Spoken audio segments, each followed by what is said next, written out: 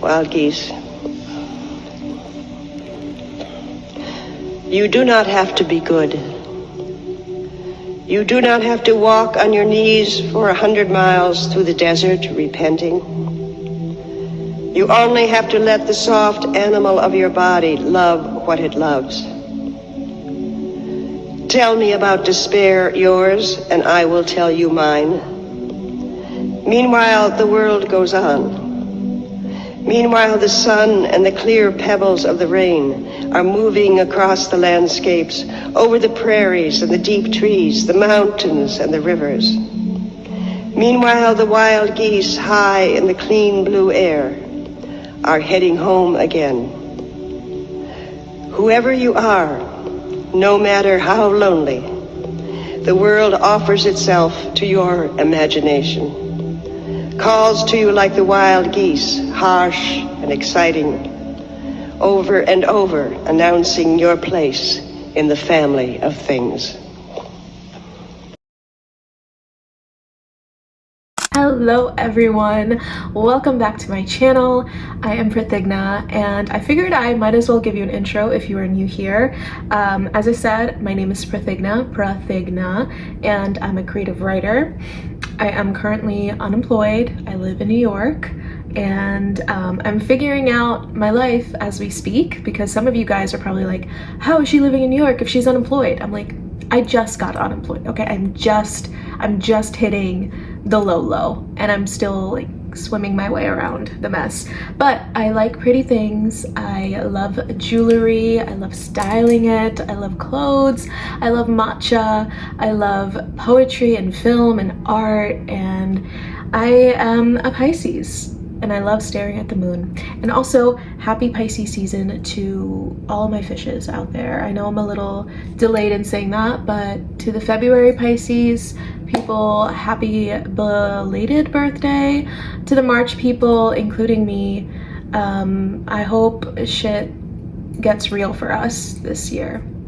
Okay, usually for my, monthly vlogs, it's like a longer vlog and I just do like a few days, but February was short, okay? It also like ran past me. I was like, what happened? I don't know. It's the end of February. So I wanted to kick off this new series. It's called Love Notes, and I want to talk about all the things that I'm loving recently, like monthly, all the things that I want to be emulating, all of the things I want to like keep doing. And these could be, like recipes, these could be action items, these could be like mentalities, these could just be films that I'm enjoying. So I wanted to kick that series off. I hope that it goes well. Usually I write some of these things on Substack, but there's something more, I don't know, like beautiful about hearing someone speak about the things that inspire them rather than reading about them in like a magazine or an article.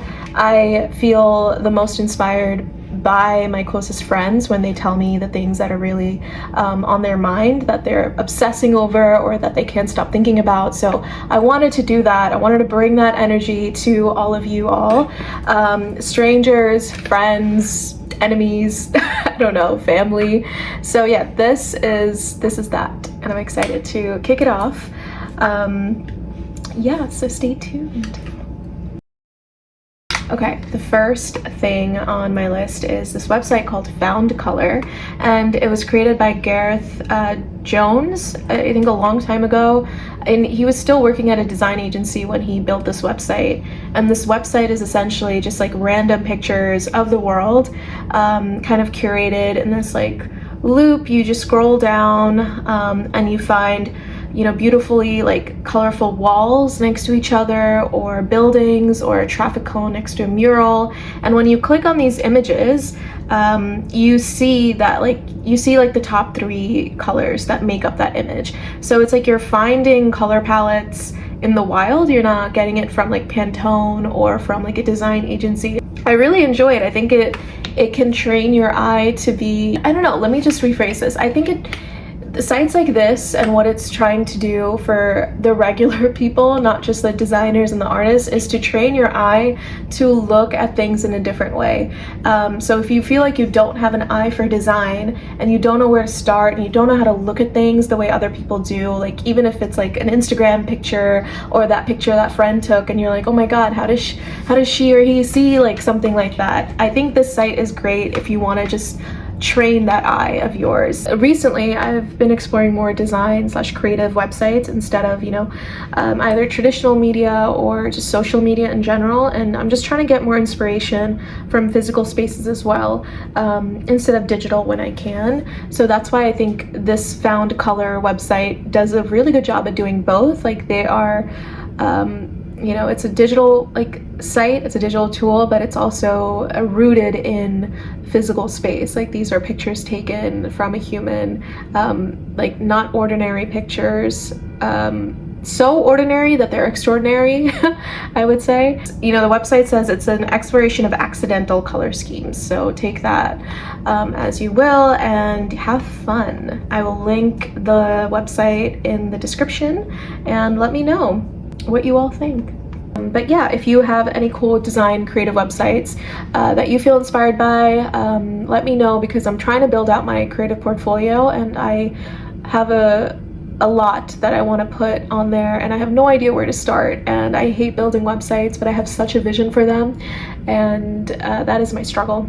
But also, on the note of color, I'm getting inspired by these specific colors, gray, silver, umber, which is like a shade of brown, and green. I love green. Okay, green was my color. It still is, but I've been, exploring grays more, neutrals with pops of color, shades of white like ivory and bone. I really like this like rustic mixed metal like shades. I don't know, I love also gold, but not like pure like yellow gold, maybe a little bit more white gold. So yeah, I'm obsessed with these colors, and in the spring I'll be probably wearing a lot of these off-whites, of grays, silvers, and just green and brown, and I think it's so earthy, it's so celestial, it is so me, even though I look great in pops of color, okay? And I'll look even better when I'm tanner. But that is the confidence of just people of color. I think you can rock any color at any given season, so you're not stressed. If you're a person of color and you are worried you are not wearing too much color, forget about it. You have the rest of your life to wear color. You will embrace color, but you can also rock a neutral, you can rock an all black, you can rock that Scandinavian look however you want it. If you want to style a gray suit or a Canadian suit, like a dark jean Canadian suit with beautiful bright jewelry, go for it. I think that is a look. I think that's gonna be amazing. Anyway, those are my takes on color and design. I am really excited to be part of the insufferable cinephile club now that I've seen 3 of Wong Kar-wai's famous films: In the Mood for Love, Chungking Express, Fallen Angels. Finally, I've seen it, okay? I've seen them, and I was not disappointed. Okay, this is a quote that I saw on Facebook years ago where I was like, okay, I'm saving this, I need to keep it in my back pocket, digital pocket, whatever. I need to eventually watch these films. The quote that I saw floating in Facebook, it was just around the director's purpose in making these kinds of films, and he said something along the lines of, most of my films deal with people who are stuck in certain routines and habits that don't make them happy. They want to change, but they need something to push them. I think it's mostly love that causes them to break their routines and move on. And I love that after watching those 3 films, because one of my notes in this was just around romance and the way that the director captures romance and the way that the actors portray romance, because it's not typical, in the sense of boy sees girl or, girl sees boy and they fall in love. It's beautiful in these films because they capture the everyday of each character's life, the things that constrain them, the things that really restrict their mind, the things that, that are always revolving around them, their jobs, you know, their work, their family. There's just so much that goes into these routines and habits, as he mentions, and it's really hard to see the romance and see the light and the mood of it, but he captures that atmosphere. I think if you talk to anyone about his films, they'll talk about the atmosphere and the mood and the lighting and the color grading, you know, and the type of shots that he does, which are very long. And I think, you know, I would like to say that my attention span, especially for movies, is great because I am Indian, and if you know anything about Indians, is that we've been trained from birth to watch 2 hours and 30 minutes, almost 3 hours of movies. So the Americans and the Western people that can't watch a movie past an hour without looking on their phone, like, that's a you problem. I'm sorry. I grew up as an intermission kid, okay? We had movies long enough where we had to take a break and chat about, you know, this first half of the movie before we got our, you know, Fanta and popcorn and Coke and talk about the second half of the movie and what's gonna happen. Anyway, I digress. Wong Kar-wai's films are so beautifully realistic about, you know, the idea of romance. I think it's something that I've never really seen done before. I don't think it was like focused on love though. I think that his focus was on showing people's restrictions with their life and then like adding like sparks of affection or eye contact or the, you know, intimacy of what love can be into the film. Like it's not about love. I don't think so. Like it, to me, didn't feel like a love story. None of them did, and I don't think it was meant to ever be one, but there were moments that were so endearing. Okay, there's a scene in Chungking Express where he's calling up all the women in his life that he went to school with in 4th grade, like after his breakup with his lover May. And so all the girls are obviously rejecting him. He's like, you know, like down bad, leaning against the wall at this like sandwich shop. And he's just like this silly, goofy guy. And he's like, but he's also going through heartbreak. But when he's talking to someone, the password apparently for his love or ex-lover is love you for 10,000 years. And he plays this like foolish, heartbroken cop, and he's trying to cope with his relationship actually ending, but he's still like such a romantic fool. And I think that's what I really found endearing, because he didn't get a happy ending. No, he did not. He did not. None of them did, actually. But they ended up moving on with their lives. And I think that's what feels so non-Western about obviously non-Western films. I think the director paired up with a French director for one of the films, I'm not sure. Don't fact check me, because I don't have the facts, actually. But it's just so telling that this isn't an American movie, because there's no absolute like resolve. I see a lot of romance, not like love, but a lot of romance, like the type of actions, the way that these characters engage with each other boldly, quietly, with eye contact, eating and cooking and talking loud, and just like, and being in public spaces. I wrote down like, you know, this director shows that romance is best found in public spaces where everything feels so cramped and suffocated, and you're forced to look around and you're forced to stare at people and they're forced to look back at you.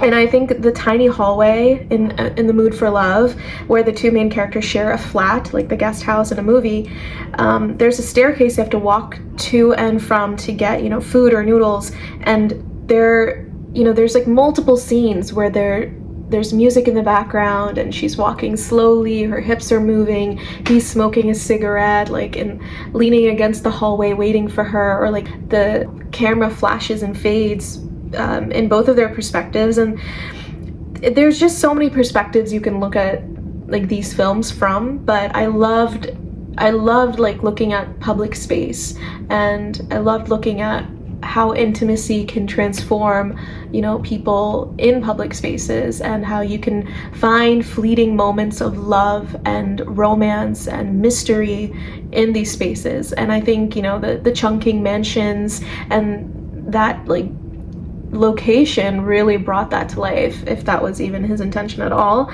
But yeah, no, I'm obsessed. I think I love observing romance in a very non black and white way. I'm thinking that I should watch a lot more non-American and non-white films, because when we look at the typical rom-com, and I love my rom-coms, I grew up in America, so I love American films, but I think I want to expand further, because I just feel that the way that love is portrayed and love stories are portrayed in like typical blockbuster movies anywhere around the world really, is that they get each other in the end, there's some conflict in, you know, before that, and they find love. What I love about these films is that love wasn't the end goal. Love was not the thing that stopped and started the movie. It was the thing that seeped in the corners of their everyday life. Because oftentimes I think about books and just love stories in general, and like I almost hate it when the main characters or main people get together, because what is that after? You know, like when you do get married, like what is that life? That's a separate genre. They'll make it into a genre, but like the story just stops at marriage, or stops at like boyfriend girlfriend or a heartbreak. Like there's so much life outside of the thing that you win, which is love. I think that's the thing. Like we look at love like it's something we're meant to win or feel entitled to win. I'm going on a tangent, but as you can see, I'm very passionate about observing love and romance in all mediums.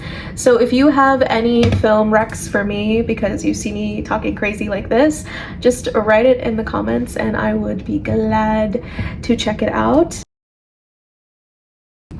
Okay, the next thing is not really a thing, but it's a mentality that I want to have. I want to be a cool girl, and in my head, to be a cool girl, you need to have a signature dish. Like, I'm an adult now, I'm nearly 27, and I want to have a signature dish, and I think I already have one.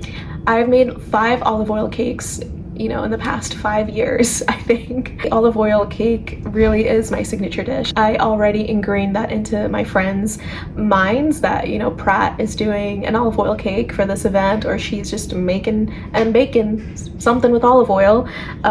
So for my birthday, it's March 18th, and I don't have the energy to do anything or honestly celebrate this year because obviously it hasn't been the best. And I just feel like, I don't know, I'm not really wanting to celebrate, but my close friend Ruchi was talking to me about the importance of celebrating and the importance of sitting down and actually celebrating your milestones and your wins and just who you are sometimes, because we don't have opportunities otherwise. Like if there were no birthdays, if there were no holidays, like life would be awful. And I think I take that for granted sometimes, that, oh, we're just given a holiday. No, holidays and celebrations were made by people, by humans, and I think it's a beautiful thing, and I'm starting to really understand the importance of celebrating. And I always looked at my birthdays as something to be really, you know, melancholy about. I was never really happy. Like, I think I put a lot of pressure and expectations into what that day should look like and how I should feel.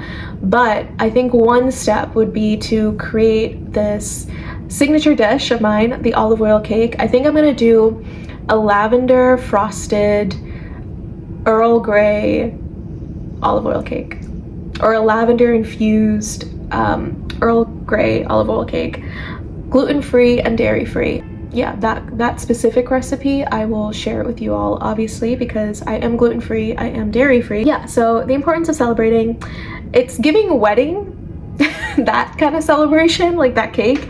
But I'm newly single and I want to be invisible to men at the moment, so it's definitely giving the opposite of wedding. It's giving joy, it's giving birthday joy, and I'm gonna keep it that way. Okay. The next thing on the things I'm getting so inspired by and I'm loving is my hobonichi planner. So a lot of you may know about this or may not, but I was in the dark. I loved my high school planners. I was always in charge of even taking care of my brothers, because no man in high school was actually writing down their homework on that school planner. But all the girlies were, and I think we were all meant to be like mutating into this final form. hobonichi, and there's a leather one, I think. Like, I'm not sure what that brand is, but that's like $120. I have no business spending any type of money. This was like 40 bucks on anything lately, but I'm gonna just call myself out and say I did it. I spent 40 bucks on this, but if I were to spend 40 bucks on anything, it would be to get my life together, and I think that, you know, just feels very on brand. But the main purpose of getting this, one, is that I've been influenced by my friend Gabby and friend Kara, and my sister has this. They swear by it, and I want to also swear by it, so I bought it. I'm still like taking up some few pages. I just, you know, started with February, and I'll film a tour, but I have like, you know, a lot of things I want to get done because I have goals, I have dreams, and I have the time, which is also scary. My day-to-day like bullet list, like what I want to get done, what I need to get done, and then monthly, like by end of month, what needs to kind of get done. And then there's like a fun little index kind of page in the back, which I love. I love a system of operations, and this is where I just kind of transferred a lot of my notions list, a lot of my intentions, a lot of my artist dates list, a lot of things that I need to just keep reminding myself that are static or I can add to the list. So for example, I wrote like all the things that bring me joy, just to remind myself, because I'm not a joyful person in here, but out here I am. So I need that reminder. I'm also just trying to be less on my screen. So I'm already spending like 8 hours on my screen, on my phone, writing, you know, looking at Word docs and planning. But if I could just take the Notion out of the screen and just have a physical thing to write down things in. I don't know if I'm running out of words to describe this simple thing, but basically going analog. That's not exactly the right phrase to use it, but you get the metaphor. Like, I want to be less on my screen and archive as much as I can. I already do the journaling, the morning pages. I want to have, you know, a reminder of all the things that I have been doing and I'm continuing to do physically, because if the internet goes out, you know, what am I gonna do? Like, I think I'll cry. I was getting addicted and like dependent on Notion to the point like if I don't whip it up, it was like my email. Obviously no emails are coming my way because, you know, unemployed, but I would look at my Notion like it was my email, the first thing I would look up. And I didn't want to do that. I wanted to grab something in the morning. I wanted to, you know, push my hair back, put on my glasses, and just like write things. I want to be a bookkeeper. I want to be a keeper of things, okay? So that is why I'm not a robot, all right? Please, I want to remain as human as possible in this lifetime, and it's a crazy world we're in, okay? So if you can do little things to remind yourself that you're human and not a machine working for the capital system, some water just fell, the capital system, just keep doing that, please, please. It's good for us. Okay, the last thing, I promise I'm done speaking. The last thing is similar to the signature dish. It's more of like a mentality and of a cool girl. I'm a cool girl, and I want to memorize lines of books, of poetry, of people, of authors and writers I'm inspired by, and I wrote down some of my favorite lines. Obviously, The Guest House by Rumi is my favorite poem, and you know, it's the name of my Substack, it's that branding, it's the poem that I look at almost, you know, at every crisis that I'm in, but these three are kind of the lines that I'm memorizing, or I want to, you know, keep memorizing. So the first one is by W.H. Auden. It's a poem, it's like a line from his longer poem, but it says, "If equal affection cannot be, let the more loving one be me." And then there's Annie Dillard. One wants a room with no view, so imagination can meet memory in the dark. That's not a poem. I think that's just from like an excerpt from her essays or work. And then there's Kahlil Gibran, from his poem Do Not Love Half Lovers, or Do Not Love Half Lovers.